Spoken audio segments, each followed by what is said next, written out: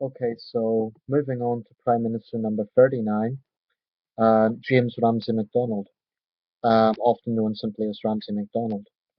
Um, he was intermittent basically with Baldwin, and two men had an interesting political relationship as they shared a coalition government, despite being in different parties. Now, the first thing that's striking about MacDonald is that he was the first Labour Prime Minister. But before I get on to the main political biography, just a little bit of background. He was born in Lossiemouth in Moray in Scotland in 1866, and his first seat was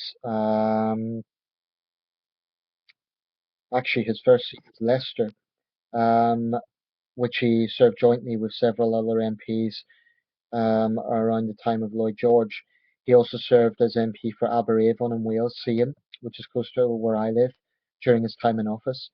Um, he was also a member of Parliament for the combined Scottish universities, which is an interesting seat.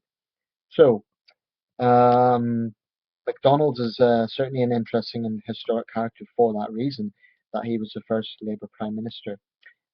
This is a quote attributed to MacDonald. We hear war called murder. It is not. It is suicide. James Ramsay MacDonald was the first Labour Prime Minister and came from a working class family. He grew up in Lossiemouth. He worked as a teacher at the local board school he attended and at 18 moved to Bristol as a clergyman's assistant, where he joined the Social Democratic Federation, which was the forerunner of the Labour Party. MacDonald was employed as a Liberal candidate's assistant in London for 3 years and joined the Independent Labour Party in 1893. He stood on successfully as a parliamentary candidate in 1895, meanwhile working as a journalist. Yet with the encouragement of his new wife Margaret, he rose through the party ranks. Elected for Leicester in 1906, he established a reputation as a distinguished thinker. In 1911, he became chairman of the Parliamentary Labour Group. As the Labour Party grew, however, he was criticised as being too moderate. His opposition to the Great War made him more unpopular still, and he was more mercilessly attacked by the press. He lost his seat in 1918, but later returned to represent a Welsh mining constituency. Back at Parliament, he became party leader and therefore leader of the opposition. In 1924, he was asked by George V to form a government when Stanley Baldwin's small Conservative majority proved ungovernable. In the first ever Labour government, the survival of MacDonald's small Commons majority depended on the goodwill of opposition parties. This difficult situation prompted him to call an election. During the campaign, a newspaper published the notorious Zinoviev letter. Although later accepted to be a fraud, the letter ruined MacDonald's anti-communist credentials. His Labour administration was then heavily defeated in the election. In 1927, he had a mysterious throat infection and almost died on a visit to the United States. He spent a month recovering at a hospital in Philadelphia. In his second minority government in 1929, MacDonald set an historic precedent by appointing Margaret Bonfield as the first female minister. Economic crisis, including the first doubling of unemployment levels, persuaded him to include the opposition leaders in a cross-party national government. Of course, he came to power in the year of the Wall Street crash. However, this step lost him the support of his own party and he resigned in 1935. The coalition was considered by many party members to be a cynical betrayal of their hopes, and MacDonald subsequently lost his seat. He then fought to return to Parliament, winning a by-election 2 years before his death on the way to South America in 1937.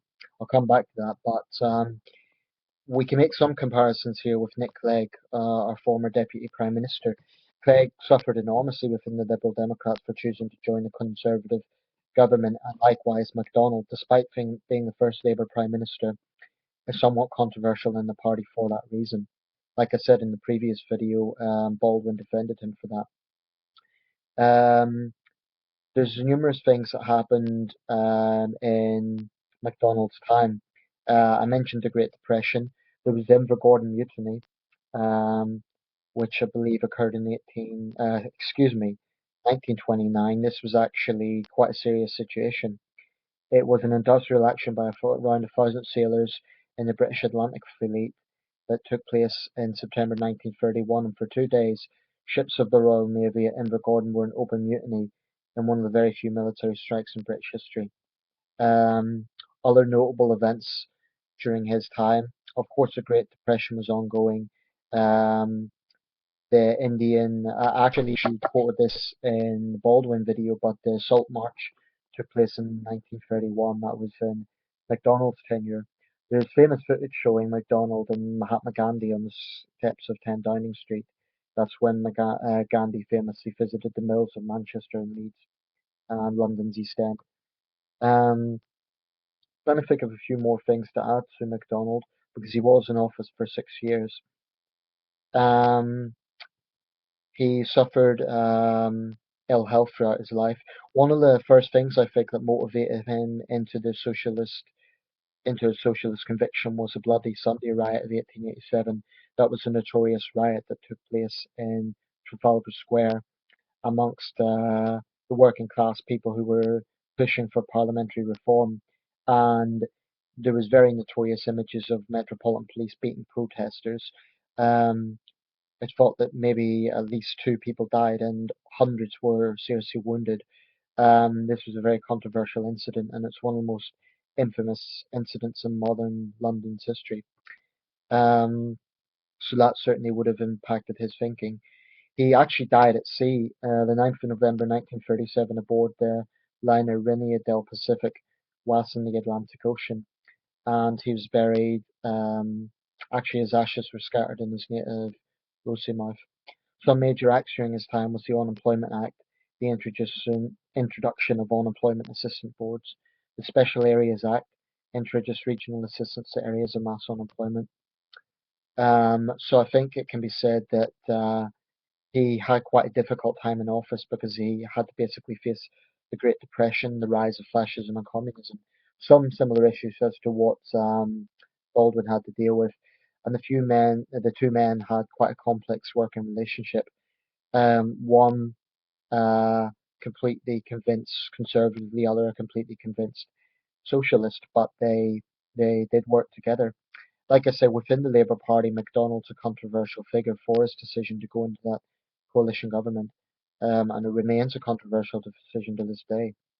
Um, there isn't actually a great deal more to be said in the Downing Street website, so I'm just looking at the Wikipedia article. Um,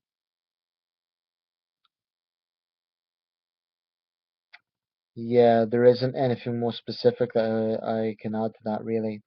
That's not to say that his time in office was uneventful. Of course, it was very eventful. That included Hitler's rise to power, um, and um, increasing situation of the rise of war. Um, and the coming of war in 1939 led to a search for the politicians who had appeased Hitler and failed to prepare Britain. MacDonald was grouped among the guilty men, so that's something else he had in common with Baldwin. Fairly or unfairly, that's how he was viewed. He's been portrayed in a few films. In the film Gandhi, he's portrayed by Terence Hardiman. I've seen that film a few times. I can't quite remember the McDonald scene.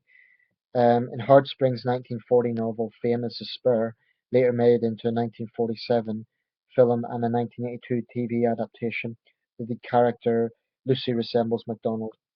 Um, he's also been in Graham Greene's novel It's a Battlefield, and there's several pieces of footage of MacDonald in old Pathé films.